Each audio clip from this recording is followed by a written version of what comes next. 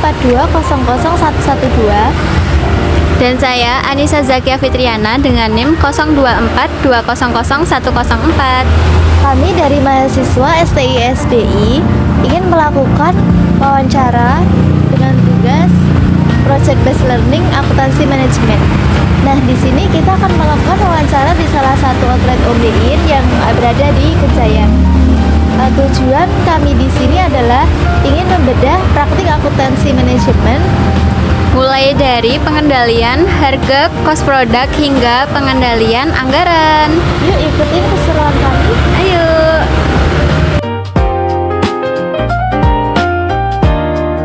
Nah, di sini kita sudah bersama salah satu karyawan di OBIN. Boleh perkenalan dulu Kak, sama siapa? Perkenalkan, nama saya Dwi.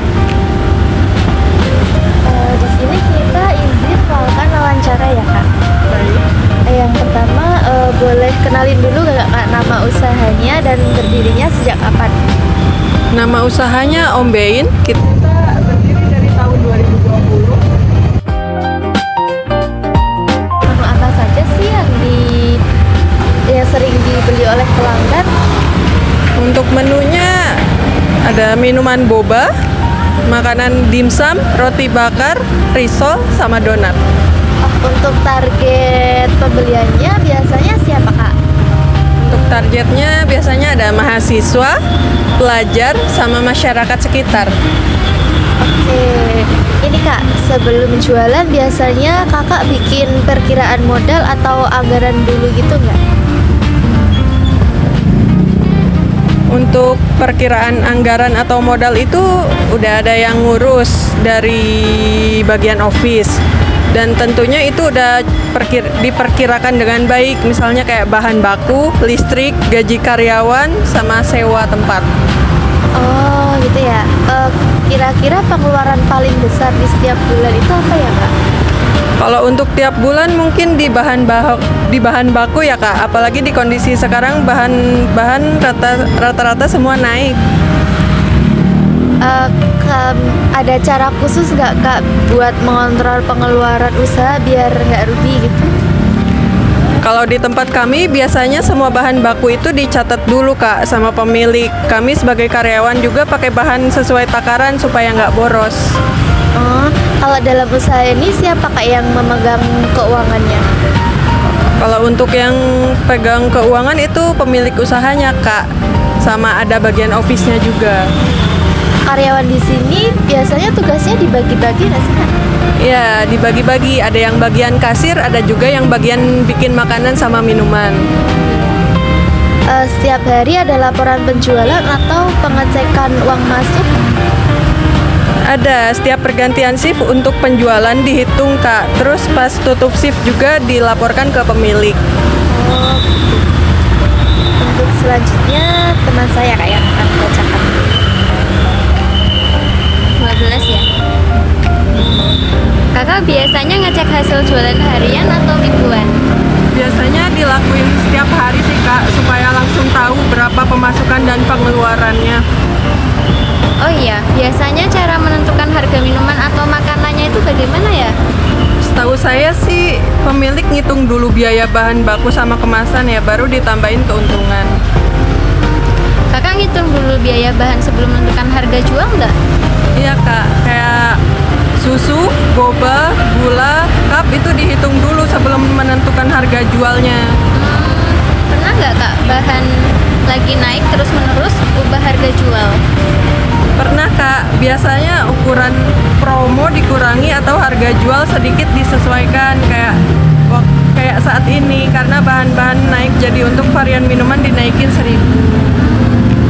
Kakak menjaga kualitas minuman dan makanan supaya pelanggan tetap balik lagi itu bagaimana ya? Kami pakai bahan yang masih fresh Kak, jadi minuman dibuat langsung waktu ada pesanan. Kalau ada pelanggan komplain, biasanya kakak ngatasinya bagaimana?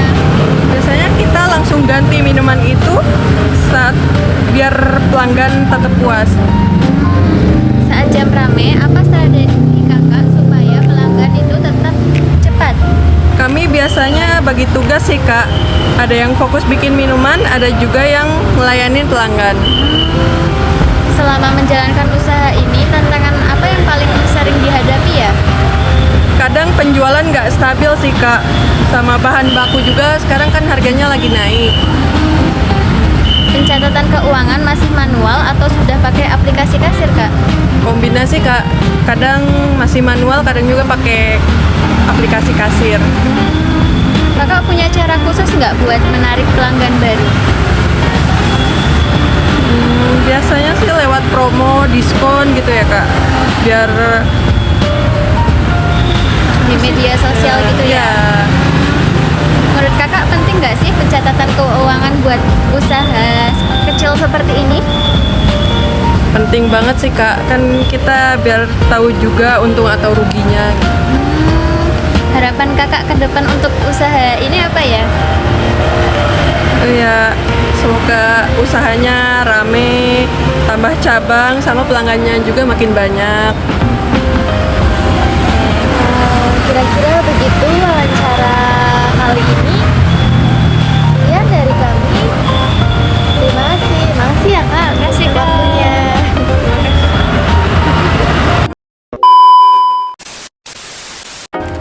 Nah, berdasarkan hasil wawancara kami dengan salah satu kru yang ada di UMBIN, kita mengambil kesimpulan yang pertama, untuk sistem penganggaran atau budgeting, UMBIN memiliki struktur manajemen yang jelas, di mana bagian kantor atau office bertanggung jawab menyusun perkiraan modal dan anggaran operasional.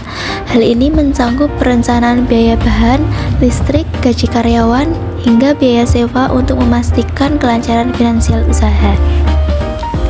Nah, pengendalian yang kedua itu ada pengendalian biaya dan stok. Untuk menghindari kerugian, pemilik melakukan pencatatan ketat terhadap seluruh bahan baku yang masuk. Karyawan diwajibkan bekerja sesuai takaran agar tidak terjadi pemborosan bahan. Selain itu, dilakukan pengecekan stok bulanan serta perhitungan uang hasil penjualan di setiap akhir shift sebagai bentuk kontrol harian. Nah, yang ketiga, akuntansi pertanggungjawaban. Terdapat pembagian tanggung jawab yang spesifik dalam operasional harian. Pemilik dan bagian kantor memegang kendali penuh atas keuangan. Sementara di lapangan, tugas dibagi menjadi kasir serta staf yang khusus membuat minuman dan makanan. Setiap pergantian shift, karyawan wajib melaporkan uang hasil penjualan sebagai bentuk pertanggungjawaban. Nah, selanjutnya itu ada penentuan harga jual. Harga produk itu ditentukan melalui perhitungan biaya bahan baku dan kemasan seperti cup terlebih dahulu, baru ditambahkan margin keuntungan yang diinginkan. UMBIN juga fleksibel terhadap perubahan pasar. Jika harga bahan naik, mereka melakukan penyesuaian harga jual atau mengurangi ukuran promo untuk menjaga stabilitas margin. Nah, selanjutnya ada manajemen kualitas dan efisiensi. Dalam akuntansi manajemen, kualitas produk berkaitan erat dengan nilai perdagangan. UMBIN menjaga kualitas dengan menggunakan bahan segar dan sistem pembuatan langsung, made to order. Saat kondisi ramai, strategi efisiensi dilakukan dengan membagi tugas lebih spesifik agar pelayanan tetap cepat dan produktif. Nah, yang terakhir itu ada pencatatan keuangan digital dan manual.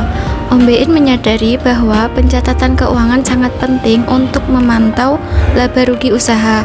Saat ini mereka menggunakan kombinasi antara menggunakan catatan manual dan aplikasi kasir sederhana untuk mendokumentasikan setiap transaksi harian agar tetap terkontrol.